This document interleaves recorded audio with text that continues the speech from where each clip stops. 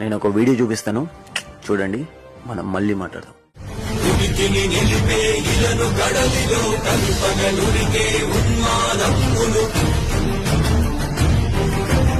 ఈ వీడియో చేయడానికి major reason గర్భిణీ స్త్రీలు, చిన్నపిల్లలు.